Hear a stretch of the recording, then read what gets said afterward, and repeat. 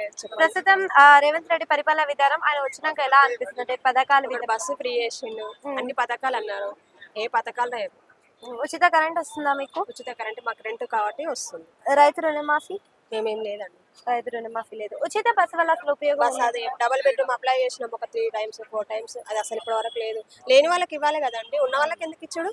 ఉన్న వాళ్ళకే వచ్చినాయి మా ఏరియాలో, లేని వాళ్ళకి రాలేవు తెలుసా. మేము కొన్ని సంవత్సరాల నుంచి ఉంటున్నాం, అంకుల్ కిరాయిలు కట్టుకుంటా రావాలి కదా.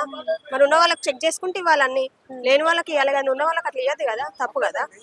కేసీఆర్ ప్రభుత్వంలో రాలేదంట. అందులో చేసినాము, ఇందులో చేసినాము. అందులో అంటే ఇంకా ఇందులో అమల్లోకి రాలేదంటున్నారు. వచ్చిరంట, మొన్న వచ్చినాయి చేసినాము. అది వస్తుందా రాదా మాకు కూడా గ్యారంటీ లేదు. ఓకే.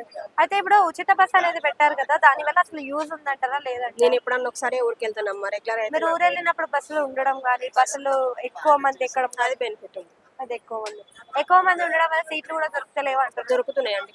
మేము ఎందుకంటే సికింద్రాబాద్, నేను అక్కడ దిల్సుఖ్నగర్ నుంచి వస్తాను, అంబర్పేట నుండి ఉంటాయి.